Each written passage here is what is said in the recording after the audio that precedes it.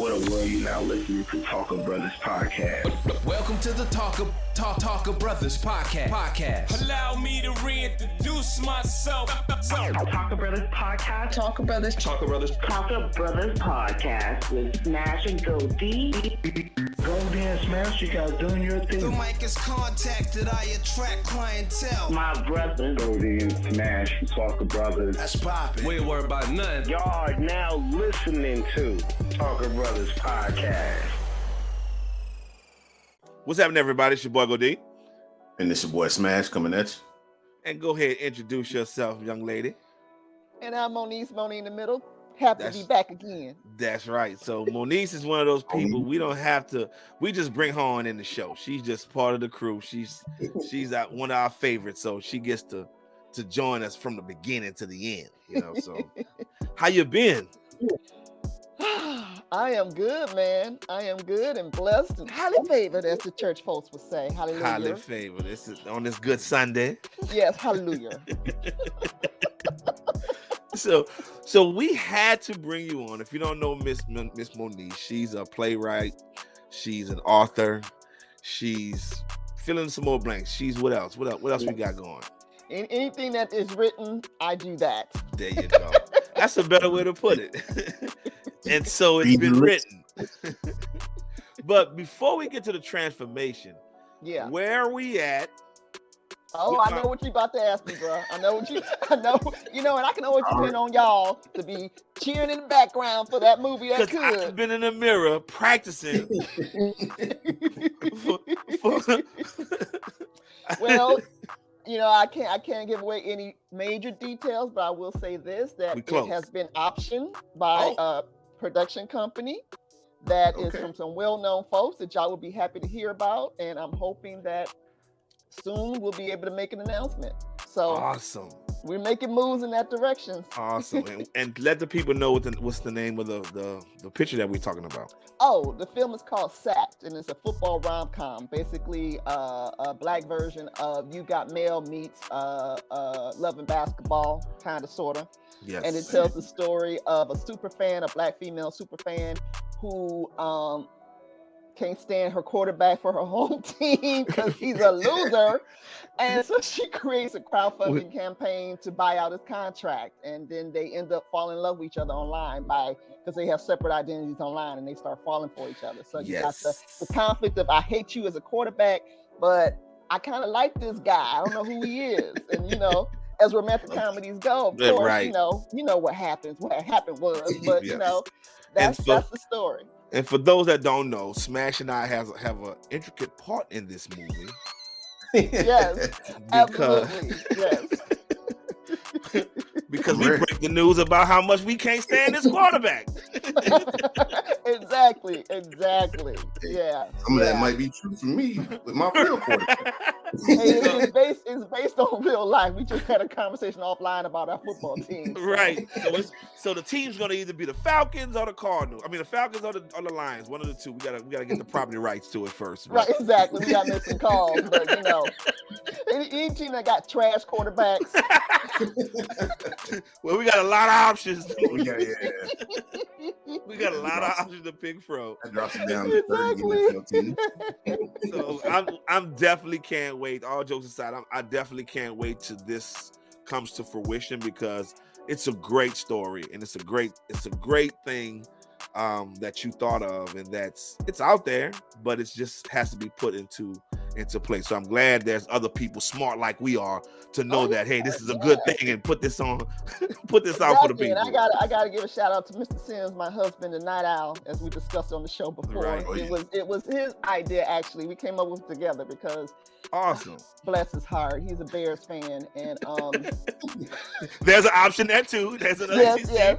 And he was just losing his damn mind about the quarterback, and I was like, boo, why don't we just, why don't you create a crowdfunding campaign to get rid of him? He's like, that's a dope idea. And that's where it came from. This came out of love for my husband. I was feeling bad for the brother. And then I just turned it into a screenplay. Awesome. I can't wait. Awesome. And we got a timeline here, a year, another half a year, another 2 years. Hey, this is a hurry up and wait business. Right. It's been optioned. I'm in contact with them. They're excited about it, so hopefully we can get out there and pitch it, and we can make an announcement and get this thing done, because it's a wonderful time right now. I know y'all know a lot of like black sports movies are coming down the pipe.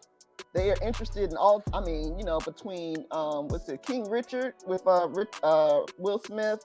Yeah, and and the one that just released, Serena. Right, and then there's a bunch of football movies coming out. And then we got Swagger on Apple TV. Yes, I gotta get into that. Right. Have you started watching it? I have not. I have not started watching it yet. And then I haven't seen the Colin Kaepernick series I haven't seen that one yet. Yeah, I didn't know that even existed. So Ava DuVernay, you gotta check it out. Check it out. Yeah, so there's a lot of stuff happening around black people in sports that people are interested in seeing. So I think that SAC fits right up in there, because ain't nobody got a rom-com out there yet. So let's go, people. Let's get this out there. Because this is we're gonna take over. Because anytime you think about rom-coms, especially black rom-coms, and you say what was the best sports rom-com? Yeah. That always Love and Basketball always are on someone's top right. five. That was my whole intention when I wrote this. I was like, I want to write this version. I want to write this time's Love and Basketball. Right. That's a high goal to reach for, but that's not high. What I wanted. That's not high. We're gonna reset this bar. That's what we're trying to do. I got you. I feel That's you. We're Thank trying you. to do that. So especially when Smash and I grace the screen, we're gonna of course, you guys are gonna elevate it. You're gonna elevate it. And and everybody knows we secretly like rom-coms, me and Goldie. So we do. It's not that much of a secret, boo. I just want you to know. You said we didn't say it so many times now, right? The cat's out the bag. Black men be loving them some rom-coms. They do. Yeah. It's just like that audience. When people say, "Who did you write this for?" and I was like, "I wrote it for us," but the brothers. Yeah. Y'all be into no rom-coms now. And it's unfortunate but fortunate that I don't have to have my wife sitting there with me to watch it. I can partake alone, and I don't have to have her to nudge me in that direction. It's just exactly y'all romantics at heart. Y'all like sausage. Y'all just don't want nobody to know. That's right. All. We like M&Ms, hard outside and soft on the inside. Definitely are. Yeah, because Hitch is my favorite. Hitch is my favorite rom-com of all time. So I can watch that over and over again. Mm-hmm. What about you, Smash?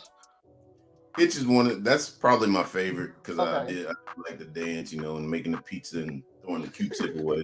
I don't watch that so many times, but I also like the one with Queen Latifah and Common. It's not really a rom, but sort of. I don't know what they call it. No, it was. That's one of my favorites too. Just right. Mm-hmm. That's one of my. That's one with the holiday. Just right. Yeah. Is that the one with the holiday, right? No, I'm thinking about the one with Will. That's what LL. LL, yeah. See, that's one. Queen did a bunch of rom-coms. Yeah. She got them in. Yeah. She got them in. See, there you go. But the queen of rom-coms is Sinai. I mean, she has done everything from Love and Basketball to why am I blanking on all of a sudden? Damn. Brown Sugar. Remember Brown Sugar? Yeah. Oh, you're sure right. That was a younger her too. Yeah, and then she did it wasn't a rom-com, but it was Terry McMillan's book, Disappearing Acts. That wasn't a rom-com. She's done a bunch of stuff. And then she did a recent one, I think, about where she cut her hair off. I forget what that one was called. I don't know if it wasn't Happily Ever After, no. It was something like that. But Sinai is like the queen of black rom-coms. Okay. She's like the one that's done most of them. So we have a leading actress. Okay, there we go. I like the way she just Jedi mind tricks Sinai. I'm just saying, Sinai's directing now. So, See that she trying to hit not Smash. You see what she doing there? I like that. Yeah. They say you gotta speak it into existence. She can sell ice to Eskimos right now. I need you to direct and be the lead actress. Okay, that's what's up. Just cut her one check. I get it. You gotta get it in. Oh, so what? Anything new? Anything that you've been? I love to get your Instagram posts where it may be like 2 a.m. and she's just like, I just had a great idea, all brain fart. Those are always good. I say, okay, she's out working. I'm always working and writing and creating new stuff. I don't have anything that's worthy of talking about right now. It's just a bunch of stuff that I'm kind of starting. Right. It's weird when you've been working on a project for so long, like SAT, and I got a couple other projects that I've been pitching and getting out there. You have to kind of focus on getting that stuff to the next phase, right? Rewrites or meetings and pitching and stuff like that. And you kind of at least I do, put your creativity to the side for a second. But I'm happy to say that it's returned. So I think 2022 is about to be lit as far as like new projects for me and new ideas. And I was really kind of worried at first, like, oh my God, am I ever going to write something new again? Right. Because I've been in rewrite mode for like 2 years. Like, am I going to write something new again? And new stuff is coming to me. So I'm excited to see how it turns out. Yeah, and I'm excited. I've had a conversation with a friend of mine, and the conversation, we were talking about music and how Black music transcended the 90s. And I'm to the place right now where we're seeing so much Black content. I think we're going to look back on this era right now, 20 years later, and say this was that era that transformed Black cinema, TV, that this was the moment, that era that actually propelled us to, like, we look at the 90s music. Yeah, I think so. I mean, I think that happened with film and TV too back in the 90s. The difference is now it's sustainable. I mean more of us owning the content. Like, like the Masterpiece was owning content, Cash Money owning content. I can't speak to how much we owning. When you see like Tyler Perry, Oprah Winfrey, they own it. They have more. Then they have more ownership to their content. I'm not going to say, because it's a monopoly on I think TV the and film. Difference now is that, to your point, like the creators and the owners are more upfront. Like back in the day, there was a lot of Black content, but we weren't owning anything. We weren't the face of it. But now these people have brands. You got the Kenya Ferrises, you got the Lena Waithe. What to clean that up for me, Monet? I'm trying to help you out, boo. You got the people who are the brands of their stories, right? And that was something that didn't happen, back in the 90s. So I think that's what's happening now. When you get into the look behind the face, like how much money is being split which way, I don't know. But at least it appears as if that they have more ownership over their content and possibly like.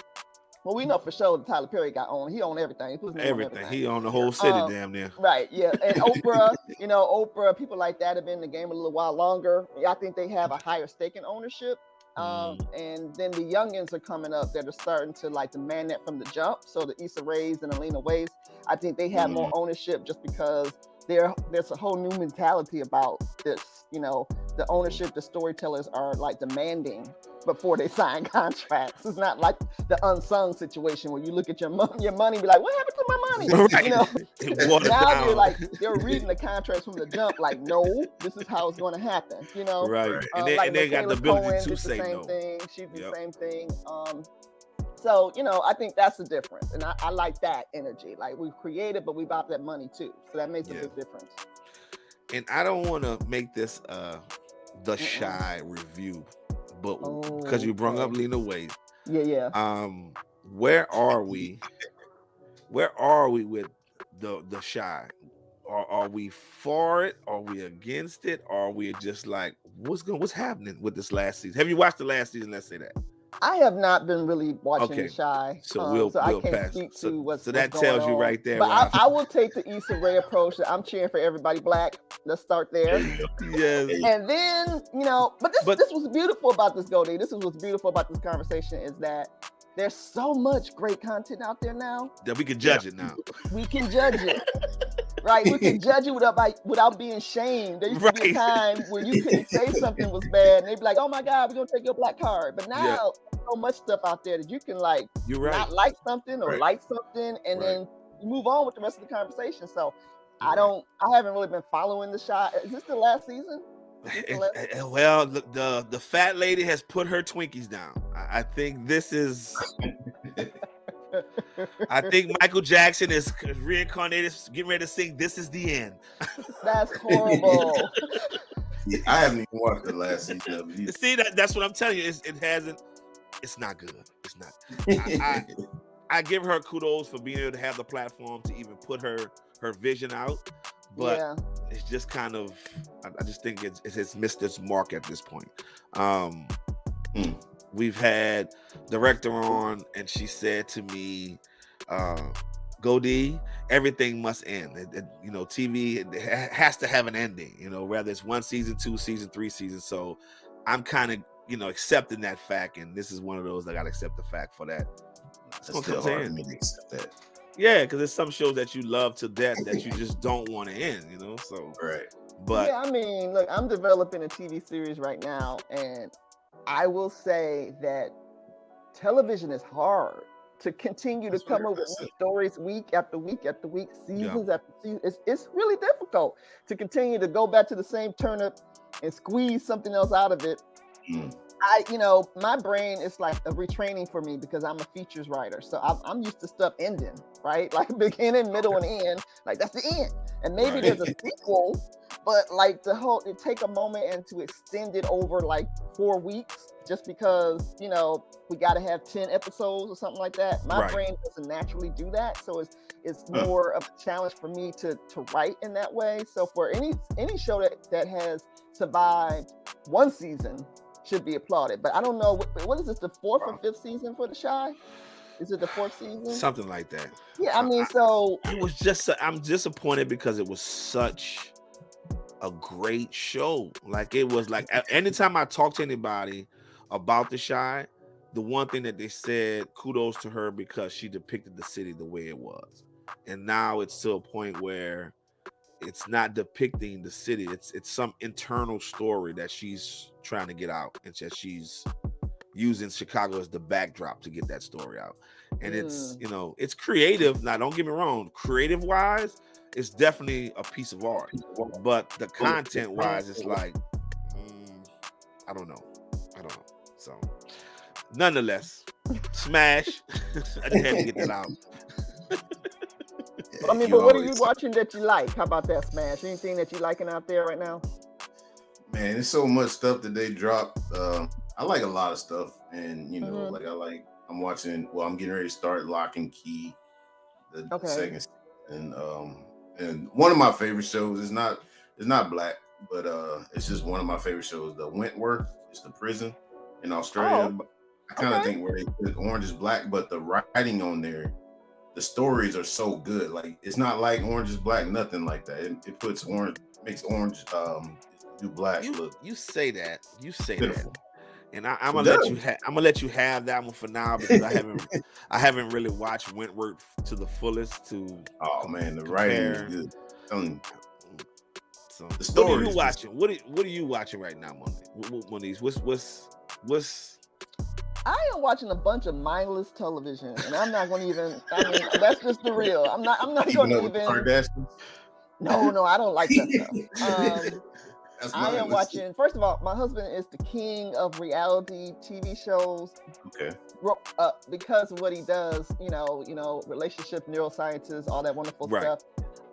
He likes to be on top of what people are watching with these relationship shows. Not The Bachelor, because that's some other stuff. The Bachelorette, I don't know what they're doing this season. But we've been watching like Married at First Sight. Have you ever seen that show? Yes, my wife had me sit down and I watched that, and I think that is the weirdest thing ever. And we, it's funny because you say that because my wife and I, we know this stuff is pre-recorded, right? Yeah. So we're all on the internet, like, let's see if they stay together. Oh, they got divorced already. They're not together anymore.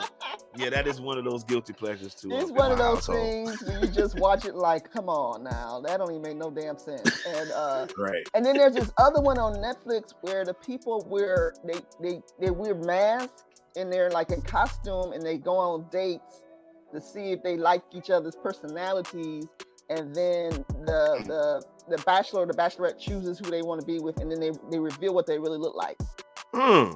I forget what that one's called, but that's the stupidest thing ever because they're dressed like a turtle or armadillo or whatever, and then they go on these little weird little, like, they go to they painting class and stuff like that, ask these really basic questions to each other, and then they choose who they want to be with at the end, but they have to let one person go for each round, and then they get to see the reveal, and the reveal is they're usually like the hottest thing ever, right?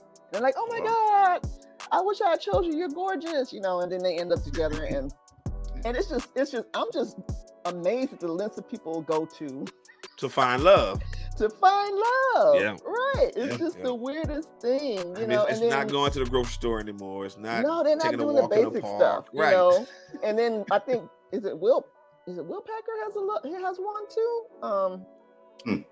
I think he got one too with black folks. Like last one was in Houston, and I think this season's in Dallas or they go where all the blackly black cities. So you got these black folks the blackly black trying to find love with each other, and it's just like, you know, this season was a little ratchety though. I saw the trailer, I was like, I don't know what to do with these folks, because you getting, you know, you become attached to these people. You don't mean to, but you're like, oh my God, I'm pulling for this couple, and then they do something stupid. You're like, oh no. So that's the type of stuff I watch, just to take my mind off of just the other stuff I'm doing, because when I watch stuff that's not necessarily good, but I'll say good for this conversation, then my brain will start like stealing. Right. Honestly. And that's human nature. That's human nature. Yeah, right. But if I see something that's just totally like stupid, my brain's like, oh yeah, that's trash. You don't do that. So you stay in the trash category just to just to keep the juices going. I get Like, it. that doesn't stay. We're going to purge that immediately. I get it. Watch 90 Day Fiance. I haven't seen that one. That one looks stupid too. It is, but my wife watches it religiously, boy.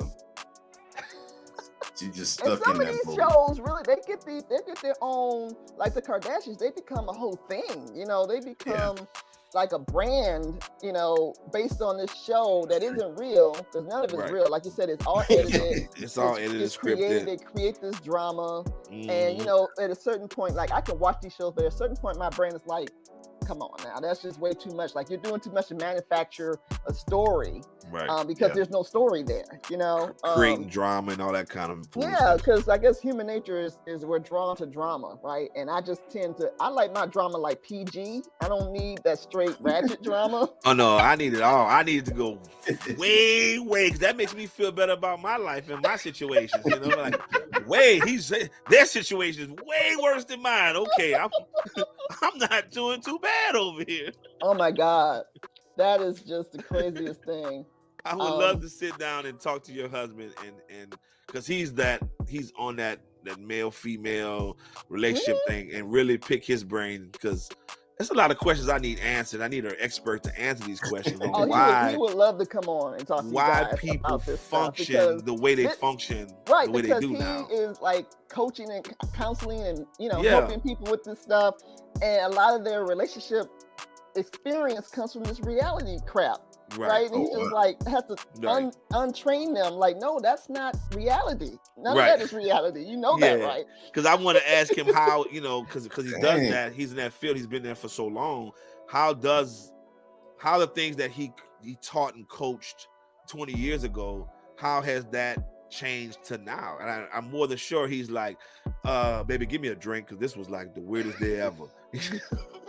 Yeah, I know. I mean, he's on Clubhouse, and the stuff that he be talking about, these people be talking about sometimes. I'm like, really? Do people really think that? They really believe that? Yeah. Like, to their core. This is what they're walking around with. Like, yes. And I think their reality. It's their reality, because they have ingested so much of this TV. Like, what I know is junk food. We know this is junk food. Right. This is not real. Right. We know this. But there's a whole population of people who don't. Right. And that's what's scary. Yeah, because just like the African guy that's Smashy posted in the group the other day, he was posing as a realtor, as a real estate mogul, a Nigerian guy, and then he was on Instagram and showing all his riches, and people tend to think that stuff is real, but in actuality, to come to find out, the brother was just a con artist. He was just robbing people blind, and so people tend to try to pattern their life, as we say, keep up with the Joneses. Yeah, and it's really not a reality. It's really not. No, it's all not curated. Healthy at all. It's curated information that you're putting out there to present yourself with, and some people take it to the extra limit with the filters and changing and altering how they actually look and stuff like that. But we all do it. I mean, you don't, like, if me and my husband get into a fight, that's not the picture I'm gonna post on Instagram. I'm not posting that. I'm gonna That's post not a what we picture gonna of us smiling and happy. Everybody does that. You don't post sad pictures, and when you get your lowest, like, oh my God, I just got fired. I mean, some people do. Some people go for that whole. That's a whole nother thing where they go for the drama. Where they sometimes they overshare. Right. Yeah, there are oversharers, but most of us, we're just trying to present something that is, respectable. We don't want you to think we're losers. Right. How many followers can the loser and how many likes can the loser actually get? You might see that's how your brain works. We might have to test that theory out. I mean, if you're a famous loser, yes. Now, fame and loser can go together in certain instances, But or the normal slow Joe Blow. just a normal dude just working a job, losing. No life. Sound like you just came up with a new reality show. I'm trying to tell you. I'm trying to tell you. That's how that creative mind works, man.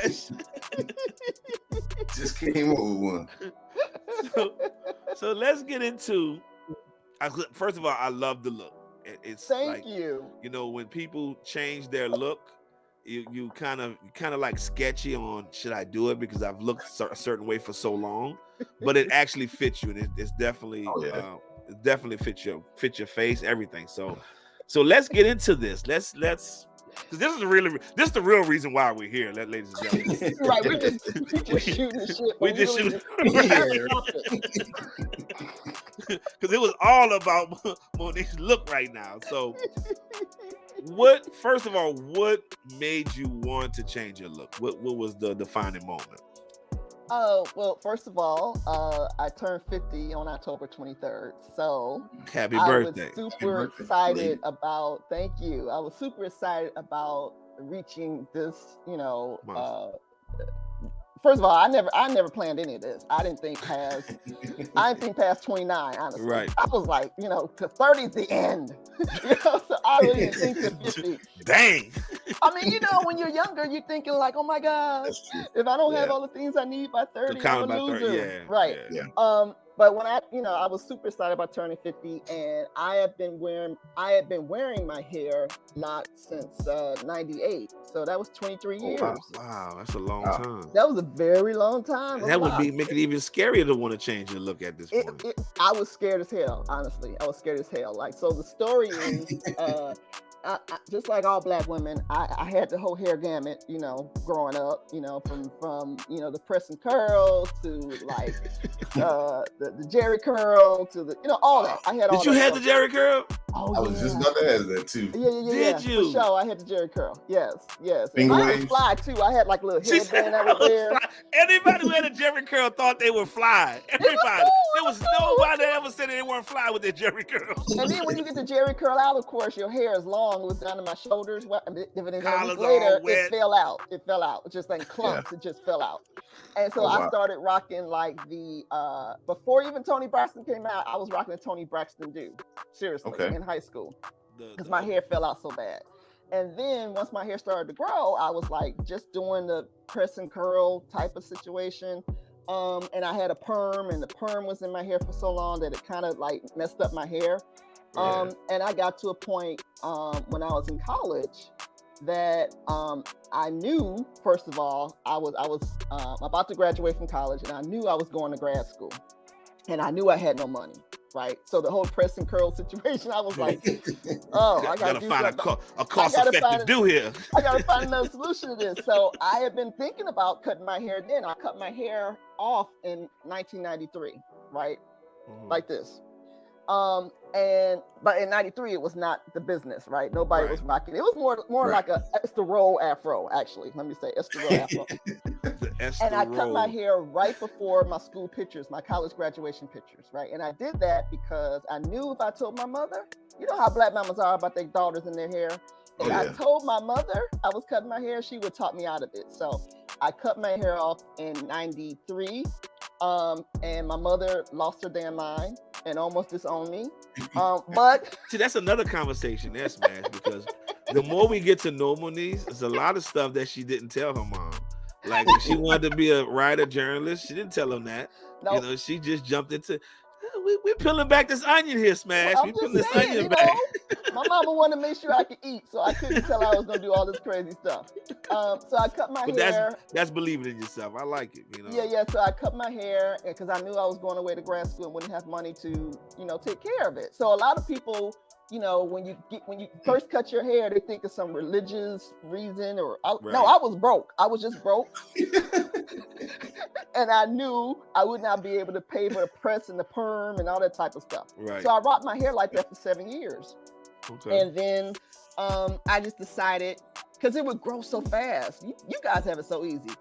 I got my hair cut, and I would have to get my hair cut like every week because it was growing so fast, right? And so I decided to give myself a challenge. I said, well, let me see if it'll grow.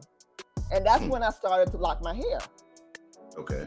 In 20 98, plus years because later, I just wanted to see if it would grow. And it grew beautifully. Not at first. In the beginning, you got that like homeless Rastafarian look. The pickaninny stage. Yeah. That time where your mama's like, "What are you doing? What do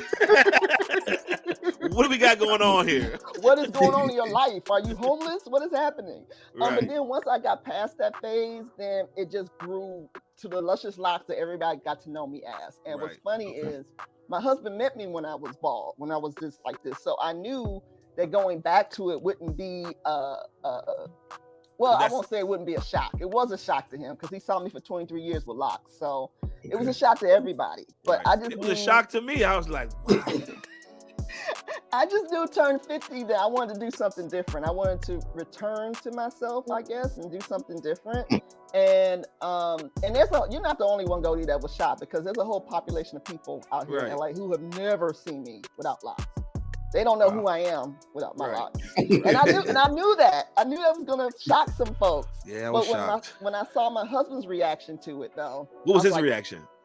He was like, "Oh my God." First of all, I wanted him to go with me to the barber because I was scared as hell to do it. You need somebody to hold your hand through the process? I did. I honestly wanted him to hold my hand. But he said, I can't do it, baby. I'm sorry, I can't do it. I can't sit there and watch them cut your hair off. I'm like, okay. So I went by myself, and my sister was texting me the whole time. She was there for me as moral support, and she wanted to FaceTime. But I said, no, I can't FaceTime. I'm too nervous.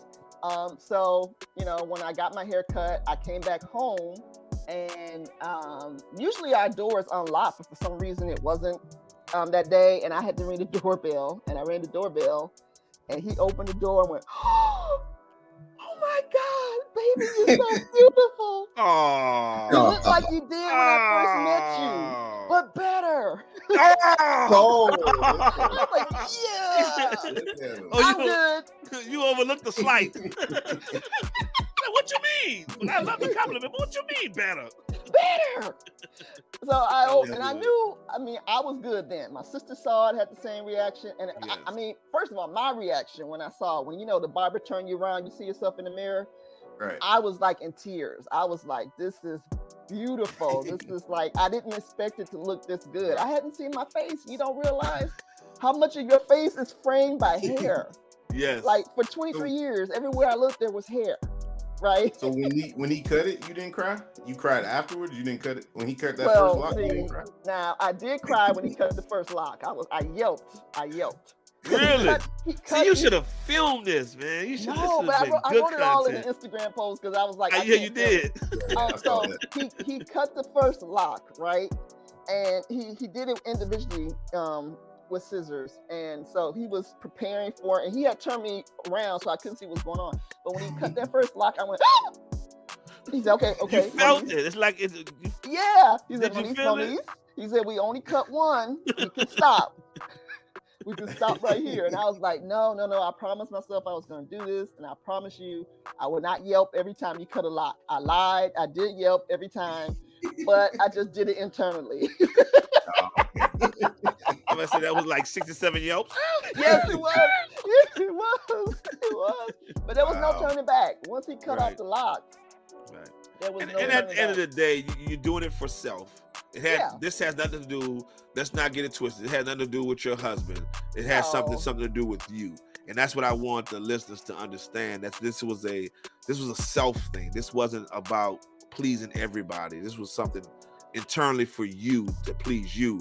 And if everybody else liked on it, board, that's icing. that's icing on the cake, it right? Really was. And I have been hearing them stories. Well, first of all, like when I did the math, 23 years is a hell of a long time. And my sister texted me. She said, sister, you have been wearing your hair a lot for almost half your life. Yes. This is huge. This is a big deal. And I heard those stories about people saying that when they get their locks cut, it's emotional, spiritual, blah, blah, blah. But it was 2 years short from being half your life. 2 years short. It was very emotional. I was like misty. I was like afraid. I was excited. And when he handed my hair to me, he handed my hair and I held it in my hands. I really was like starting to cry. Like, I cannot believe, like, this is like 23 years of my life. Right. In my hands. Right. Right. Wow. And but I felt such a lightness. My hair itself wasn't very long, but I just felt this lightness come onto me after I cut the hair off. It was just like I felt freer. Right. And it felt like, okay, I'm ready for whatever comes next, and you don't know. I had no idea that my husband would love it or anybody would love it, but I knew when I saw myself, I was like, yes, that's it. This is what I needed to do for me. And it feels amazing. And I'm telling you, the first time I got in the shower without a shower cap. That's when you posted that. That was funny. It was an orgasmic experience.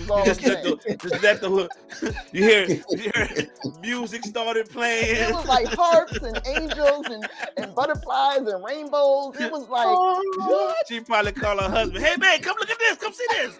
I mean, no shower cap. I hadn't realized how much I had missed feeling water on my actual scalp. Yeah. And feeling the sun on my actual neck. It's just those little tiny things that you just take for granted when your hair is short that I instantly realized once I cut my hair, and I just feel so much so better and happy. Everybody can say, you just look so happy. I'm like, I'm ecstatic. That's why I was like, we got to come on the show and talk about this, because because ladies and gentlemen, she posted, and I stopped counting. It was at 6 or 7 at that point, and I stopped counting. But it was so many different things that she had. Okay, and I kind of felt where she was coming from. It was like, okay, this is what I'm feeling at this moment, and then here comes another post. I feel like this. Wait, let me finish. I'm not finished. The joy's not over. I got this.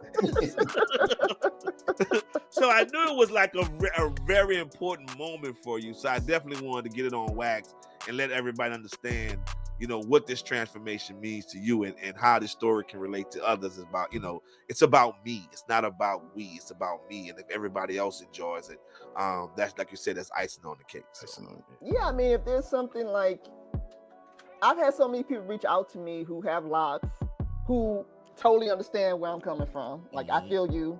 I felt the exact same way. And then I have some other friends who have locks, and they're like, I've been thinking about doing the same thing myself. Oh my God, how does it feel? We all get to that point, especially in the lock world, where you're like, it's time. It's time for them to go. But you're so afraid to do it because there's this whole story that Black folks have surrounding hair. That's a whole nother conversation. Yes. We have a whole narrative that we tell ourselves about hair that once you have long hair, my mother couldn't stand it when I grew my hair out and got locked. She couldn't stand it. But then when I told her I was going to do it, because I had been telling my husband and my mom for like 4 years ago, I was trying to let them know this is coming. And Mama was like, but your hair is so long. Why would you cut it off? And I'm like, because it's hair and it's mine and it'll grow back. Calm down. Right. So there's a whole different thing that Black folks have surrounding our hair that is like something I probably will write about at some point, because people kind of don't understand until they go through it, until they actually go through it, that they're like, okay, it's magical and mystical and all that type of stuff, but it's still about, it will grow back.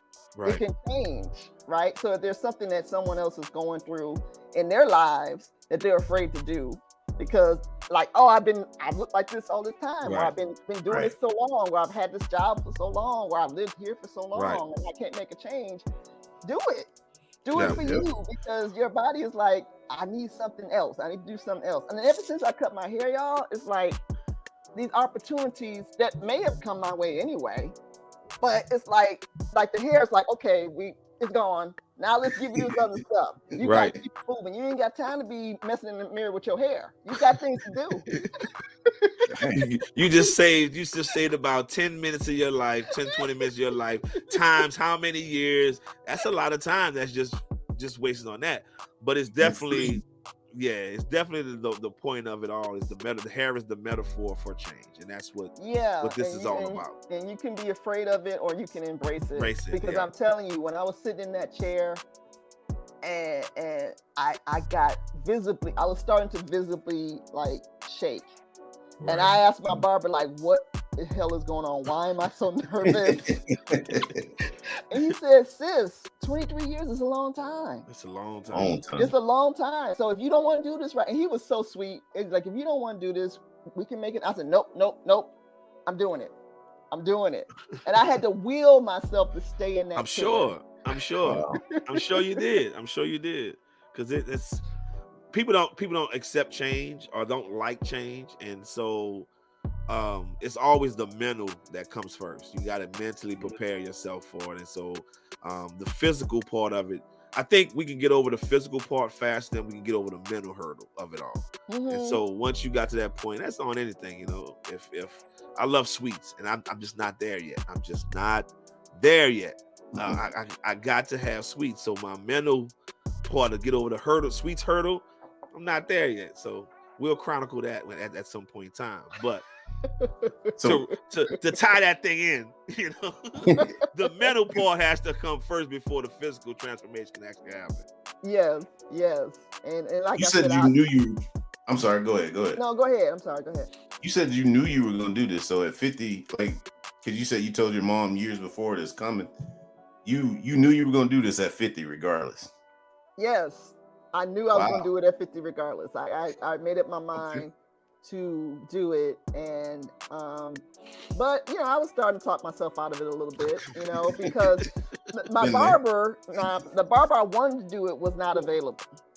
I didn't know that until I showed up on the day of. Right. So I'm standing in the doorway, and I'm like, "Is DL here?" And he was like, "No, he got caught out of town on business because he's like a celebrity stylist and stuff."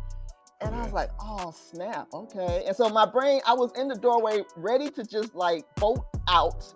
And the barber was like, but sis, what can I do for you, queen? Can I help you? And I was like, okay. And here we I go. said, let's do this. And he was cutting his little boy's hair. This is what made the decision for me. He was cutting his little boy's hair. He was sitting in his father's lap.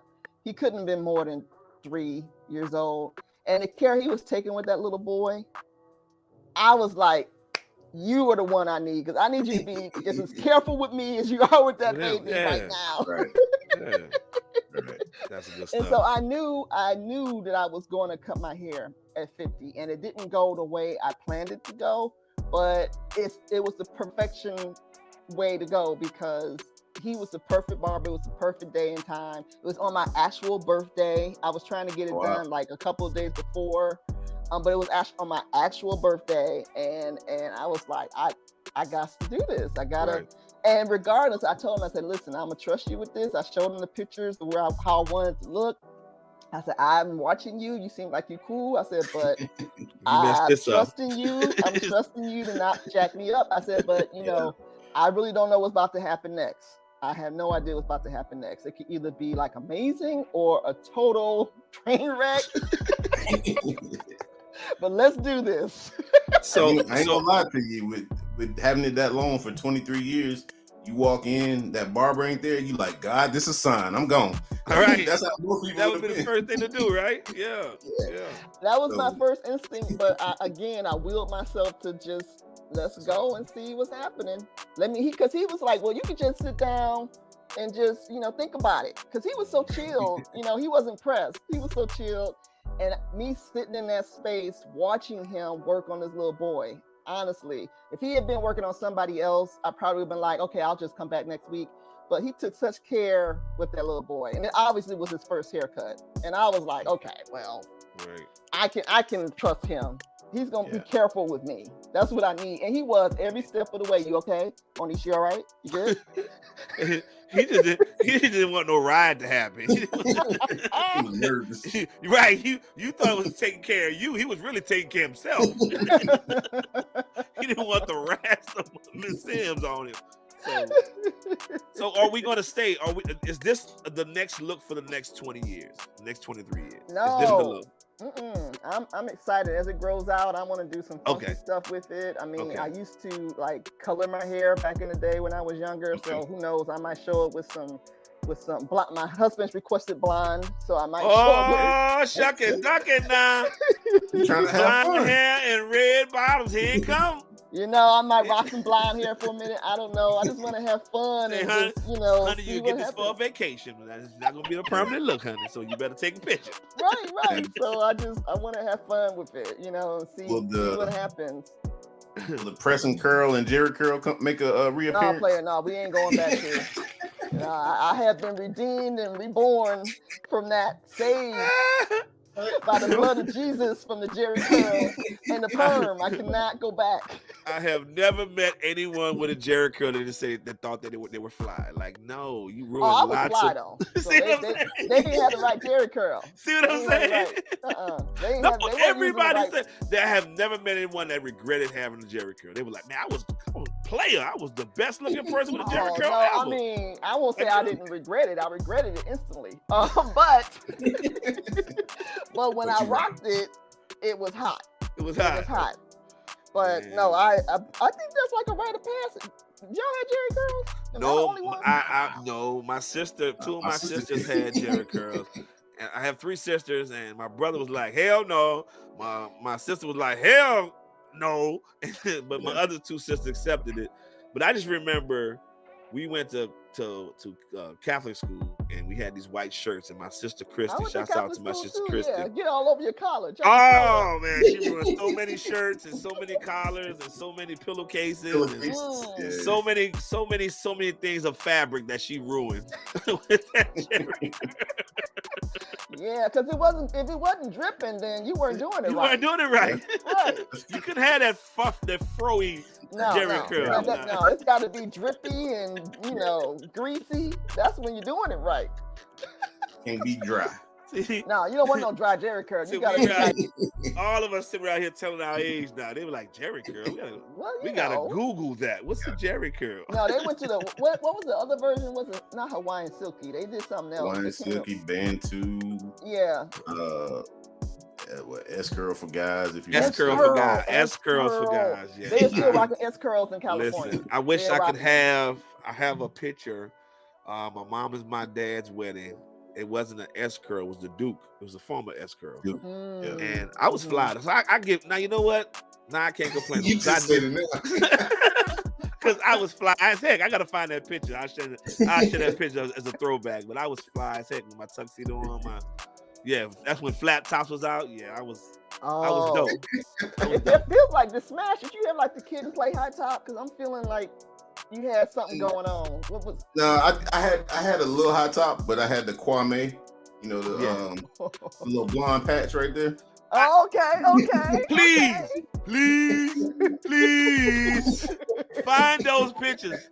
Candy, moms, if you listening, please unearth those pictures. I want to see this. I want to see this. Yeah. I got to see it. I gotta see this dog brother with this. I ain't had a polka dots. I ain't had. Oh, you had a you did. You probably had the whole outfit. I had the S curl. I had an S curl. Yes, you did. I actually, at one point in time, I used to rock freeze waves or finger waves and freeze waves. Candy. I know you got the real picture, player. Candy. Oh, brother, that was straight. I'm straight Atlanta out of you coming right here, bro. Oh no, you had finger waves. Yep. Oh, I gotta pull up. I gotta tell our best friend. Shout out to our best friend, Cell Dog. I'm texting him right now while we doing this show to tell him that this is news. This is news breaking right here. This? No, and me and this brother been friends for 20 plus years, and I never knew this. Only the people that saw me at school knew that. You know. No. And my sister dated this dude that he did hair, so he hooked me up one time. Oh, were you the hair model? Were you like on the wall at the barbershop? Like, I want to smash. I want to smash. Nah. I don't even think there's any photographic evidence of this happening. There's got to be. Somebody got a photo, Brody. You got to find it. Somebody got a photo. I would love to see it, actually. I might have to see it. I might have to. Somebody in school might have one. But man, I know what you mean about your hair. I should call. Hold up. I gotta call him. Hold on. We gotta call him. We making a call based on your hair smash. Hold up. Now this brother here, he won't answer the phone because if your life depended on it, for somebody not to answer the phone, this would be the person to call. This would be the person to call because he never answered the phone. But on this one, this is amazing. You had finger waves, brother? Yeah, well, push waves as well. You know, push waves. I don't even know what that is. Push waves, freeze waves. See, he's not gonna answer the phone. You lucky. Oh, did you use what kind of product you use? Did you use the Murray's? What was you doing to lay it down at night? What was you doing? Oh, I don't even know. Like sleeping. I know sleeping softly off to the side. Waking up with no! How many nights? How many nights I sleep with my hand up like this, like my girl in Friday? Like you don't want to get your hair messed up. Black women, we suffer for our hair, man. So Smash, you sleep on your arm like women do when they get their fresh do? Nah. But I do have a question for Monique. Don't change the subject, brother. We got to get back on these finger waves and these press waves. Let's find the photo and then we can come back and do another show about the finger waves. Yeah, right.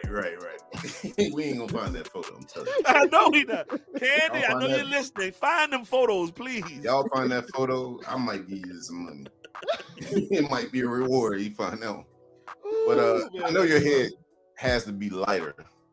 Yeah. Out of those, I mean, like, would your chiropractic problems went out the way? Oh my God, yes. Seriously, they don't talk about these real issues with locks. Okay, my hair was so long and heavy that I had, like, actually right before I came on here, back spasms. I have back issues now because of my hair, and it's a combination of my hair and also like typing for 50 years. Right, but my hair. Sleeping on my hair, like I had developed a habit of like pulling my hair up so I could sleep on it because you just end up sleeping on like a little hump of hair or whatever. Okay. And then and when I washed it, oh my God, it was so heavy. It was so heavy. Here we go. And then I've even noticed like Monet, women of a certain age Monice, have. Hold up. Here we go. You got him? Yeah, he answered the phone. Hey. Hey, listen. I want you to give me the PG version. We recording the podcast, but I had to call you this to tell you. Smash said he had finger waves, bro. No, he don't. He said he had finger waves. So I want you to express your thoughts on him having finger waves. Please give him the PG version, please. Don't give us the off wax version. What are your thoughts? He's a straight bro. Damn, Mount Georgia, period. Hey, man. You had to go to when you smile? I did have the gold caps too. Oh no. Yeah, I used to have some gold caps that I wore. Oh my God, no. He's from Memphis. He thought he was from Memphis. He said you had the church socks on with the Stacey Adams suit. Please tell me that boy ain't got no finger waves. He had finger waves and such a thing called push waves. I gotta Google that because I don't know what push waves are. Is that what retirement led to? I knew he got that VA benefits, but damn, he might well be like Pops and put a aluminum hat on and walk around with a toothbrush in his mouth. I'll hit you back before you get X-rated later. Lord Jesus. See, I'm hanging up on him. I can't even go no more. That's our best friend. All of us have been friends for years and years. So And he kept the finger waves from me. for you, now, I feel bad now. We've told each other so many dark hidden Man. secrets that this is the one that you want to keep from us. Like really? Like really, bro? It was a short period of time. It just, It was just a hairstyle for him. See, it was just a moment. It was a blip on the radar. He moved on. So no, because it's many jokes that we've already said about the finger waves, and he was in on those jokes, but he never said that he had finger waves. So I feel some kind of way to Smash. Oh, okay. Yeah, y'all need to do that offline.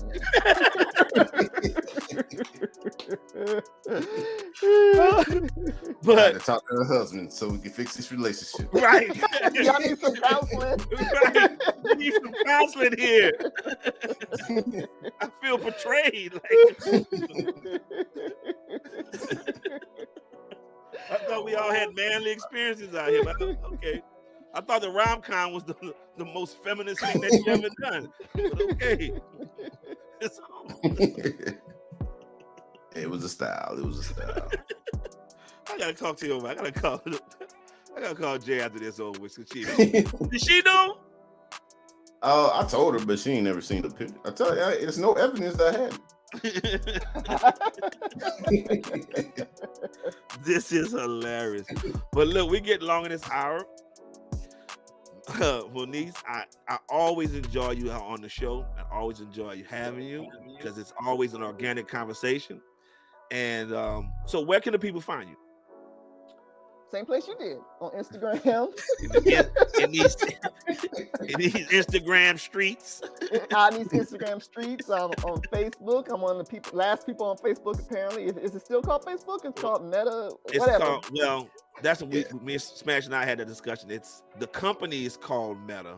Oh. But everything else is going to remain the same. So we're gonna, you know what that's about. Change that's another story. We'll get to that. But yeah, okay, well, whatever. Why it's still called Facebook? I'm on that. Okay. I'm on Twitter. I'm on LinkedIn. I'm just anything online. My website, Monice, Monice, MitchellSimms.com is where you can find all things Monice. And I'm just out here trying to document my journey as a Black woman artist and living life. That's it. Yes. And I want all the listeners, y'all go to Instagram and y'all go smash the like button, go smash the share button, because we need this movie sack to get made. It's definitely dope concept, and you folks need to get on board. Exactly. Don't talk about you gonna support us, and it don't cost you nothing to hit that like and that share button, right? So the more people we get on board on this thing, the faster we get this thing made. So smash. Any closing words, my brother? Yeah, as always, thanks for coming on, Monice. I like how you look. I can tell that like you're happy, so that's the most important. Like, she hasn't stopped smiling yet. Like she hadn't stopped smiling. I ain't gonna lie, like it makes you look a whole lot younger. Like, yes, it does. If you wouldn't have said your age, I wouldn't have thought you were that age. So, thank you. Look a whole lot. Hey, you look Black like don't crack. You know what I mean? Even my own mama said I look younger, so I think you're onto something. But it's fitting. It's actually like people change their look, their styles, and it doesn't fit them. But this truly fits you, and that's why I was asking the question of, is this the stage one of something else? Or are we going to something else? Because this truly fits your face, and it's definitely a beautiful look. Definitely. Thank you. Yeah. You were hiding all that with them dreads, so I know, man. I didn't know. So did you change your cover photo yet? Oh yeah, I changed it all over the place. And Mr. Simms is my photographer. He took my photos, so he's gonna take all my new photos and everything. Awesome. A real team right here, boy. Yeah. He got me. So I'll be out these a whole new look on my social media platforms and everything. And so I'm excited about it. Thank you guys for having me on. As always, my brothers, I can't wait to come on and announce when the movie's coming. Yes, I can't wait. Yes. And can you imagine when we on set? Oh, I can't wait. Because that's I've never there are milestones in your life, right? And that you dream about it, and you put so much effort and time into it. And I just want to. Even if I can't witness it from, even I got to sit in the theater and witness it from that aspect, but to just see your reaction to say that the moment that they say is greenlit, That's the reaction that I want to see, because I know how much passion and I know how much love you have for this particular piece of work that you put together, and that's what I want to see. That'll be gratification enough for me, because I know how much you love this piece of work. So, but ladies and gentlemen, I'm gonna apologize again. I know Smash and I haven't been consistent, and we pride ourselves on our consistency, but we've been consistently inconsistent. So there you go. You have that. How about that? Well, I'm glad I can help get y'all back on this consistency train. Yes, because we've had things. I'm a football coach, so I was preoccupied with coaching and Smash his retirement transformation and all the stuff that he's been going through. So and we didn't get to talk about that. But hey, there we go. Smash. What's that? Retirement journey, your retirement transition. You transition, I transition. Go D, get on board. Go ahead, Smash. What you got? It's coming. Mine's is coming. It's funny too, because like I did same thing, like with your hair, I did 23 years in the military. So that's 23 and 23. Maybe that's the magic number. Wow. Let me write that number down, 23. I'm trying to figure out like what it is I want to do. Like I'm trying to get that glow that you have.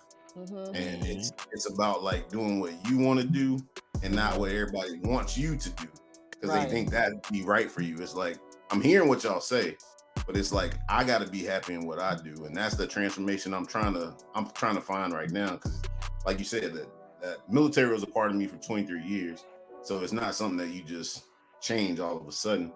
Your hair been a part of you for 23 years, so when you cut it, you could physically hold that in your hand and like, oh my God, it's gone. And but the military, I can't physically see. So I'm working through the mental part of the transformation and trying to get, like I said, trying to get that glow you got and be out here and looking as beautiful as you, Yes. Yes. Get your glow up, baby. What happened to you? Get my glow up. See, there you go. Get on him. Get on him. I am Get writing. on him. Get on him. You are writing. Okay. What I'm doing right now is he's writing, I'm but writing he's not and I'm sharing. researching. That's what he's not doing. Go, this ain't about you. Mind your business. Listen, this has been 20 plus years I've been hearing about this writing. I want to see something. Like, give me something. But I got the time. Like, anyway, so I'm researching the stuff that I want to write about that's going in the book. You know what I'm saying? Because I've been looking at a lot of so I ordered that master class.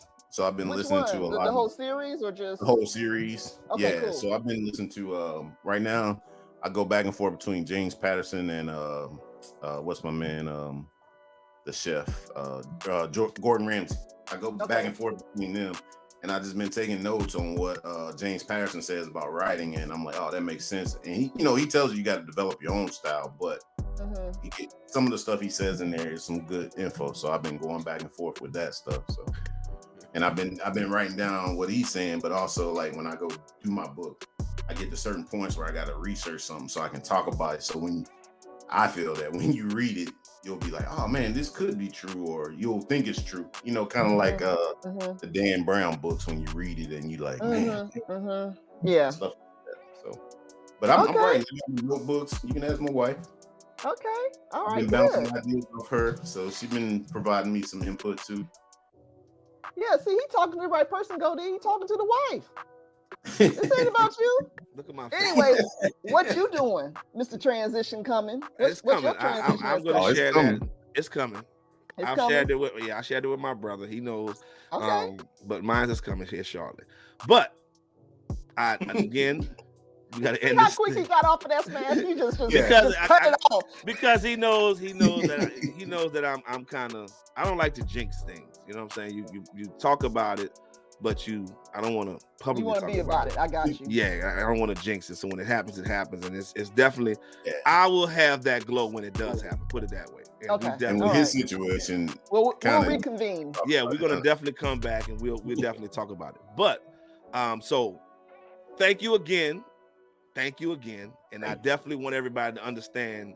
Don't overlook this conversation and not take what this conversation was really about. Embrace change, accept change. Her hair was just a metaphor for a change, and accept that and find what brings you peace and happiness, and and own yours, own your peace and own your happiness, and it could come from anything. But for Monice, it was her hair, and I appreciate it, and I love the look. I love the energy that she's given. She's always been a happy person, but now she's like happy times 10. Like,